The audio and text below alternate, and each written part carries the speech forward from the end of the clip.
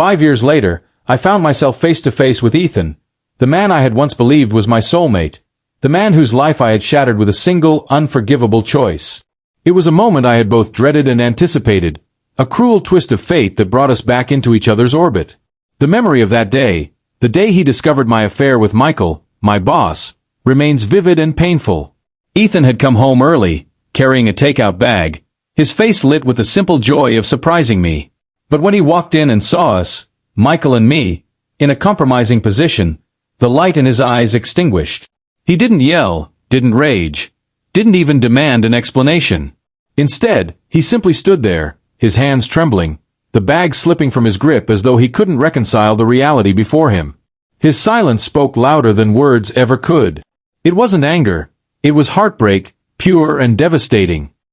He looked at me not as his wife, but as a stranger who had betrayed him in the most intimate way. And then, without a word, he turned and walked away. What followed was a slow, agonizing unraveling of the life we had built over a decade. Our home, once a sanctuary filled with laughter and dreams, became a battleground of silence and despair. When the divorce papers arrived, I signed them with shaking hands and tear-streaked cheeks, knowing I had no right to fight for what I had destroyed. Ethan deserved better. Better than me, better than the wreckage I had left behind. In the aftermath, I left town. The weight of my mistakes and the judgment of our mutual friends became too heavy to bear. Starting over felt impossible, but I had no choice. Therapy became my lifeline, a place where I could confront the depths of my guilt and begin to understand the void within myself that led me to betray the one person who had truly loved me. The road to healing was long and unforgiving, marked by sleepless nights and an endless loop of regret. Yet, seeing Ethan again after all these years, I was reminded of the enormity of what I had lost. A love that had been pure, unwavering, and irreplaceable. And as I stood there, watching him walk away once more, I couldn't help but wonder if he had found the peace and happiness I had stolen from him. I was forced to confront the fractures in my marriage, to peel back the layers of pain and examine the deeper truths that had led to my infidelity. It wasn't just the act of betrayal that haunted me, it was the loneliness, the gnawing fear of inadequacy, and the desperate craving for validation.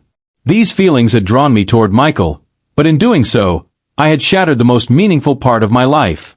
No amount of self-reflection could repair the wreckage I had caused. The guilt was relentless, a weight that bore down on me every single day. Yet what truly broke me wasn't the affair itself, it was the realization of how profoundly Ethan had loved me. His love had been unwavering, a quiet strength that steadied me through life's storms. He had been patient when I faltered, kind when I was unkind, and supportive in ways I had often taken for granted. He was my anchor, my confidant, my everything. And I betrayed him. Michael had been nothing more than a fleeting escape, a temporary salve for an emptiness I hadn't fully understood. But that brief reprieve came at a devastating cost. I lost Ethan, the love of my life, and the life we had so carefully built together. When I received the wedding invitation, my hands trembled as I opened it.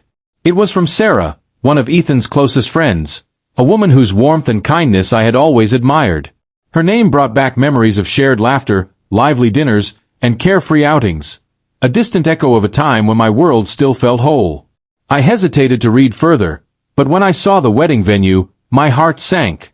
The ceremony would be held at the same church where Ethan and I had once exchanged our vows.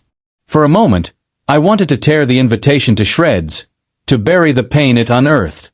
But something held me back. Deep inside, I felt a compulsion to go, not to celebrate but to find closure. I had never truly apologized to Ethan, never faced him to say the words he deserved to hear. Perhaps this was my chance to make amends, to say goodbye to the life we had shared. On the day of the wedding, the church looked eerily familiar, almost unchanged from the day of our own union. The same stained glass windows cast shimmering patterns of light across the pews. The glow of candles softened the edges of the room, while the scent of roses mingled with the aged wood, evoking a bittersweet nostalgia. I hesitated at the entrance, my breath shallow, my heart racing. As I scanned the crowd, a mixture of fear and hope welled up within me. Would he be there? And if he was, could I face him after all I had done? The decision to attend the wedding felt like stepping into a graveyard of memories.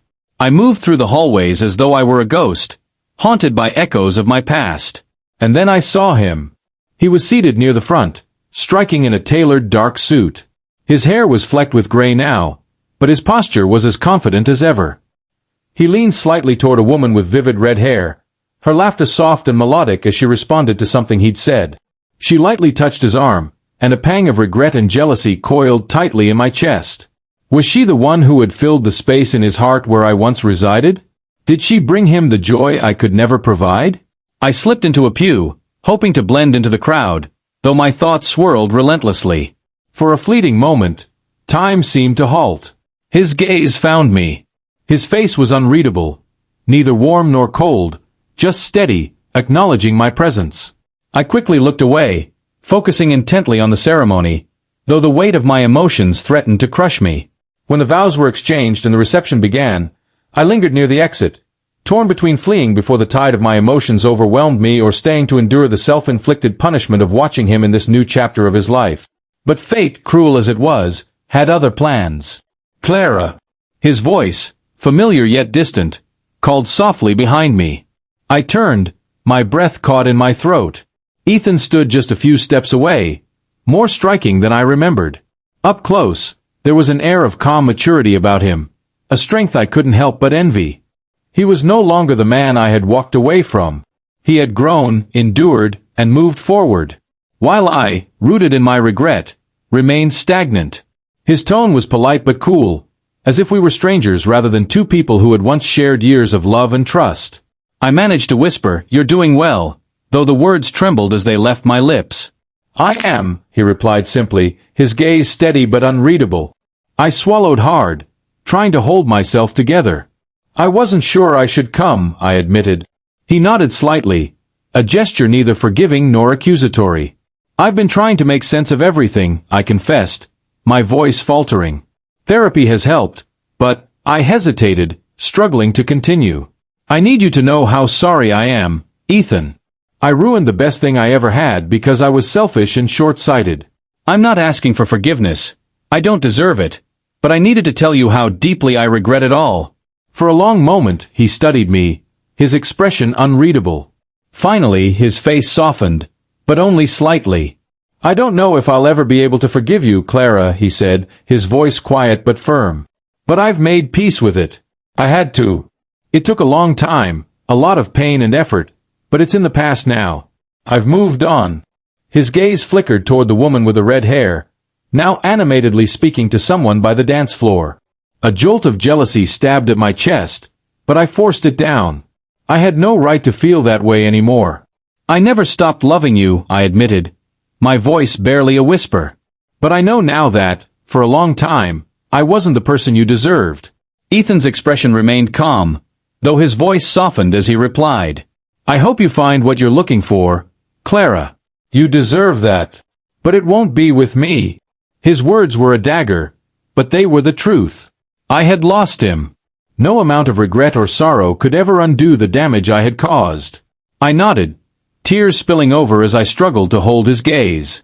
For a brief moment, I saw the man I once loved, the tenderness in his eyes, but it vanished as quickly as it had appeared, replaced by a guarded resolve.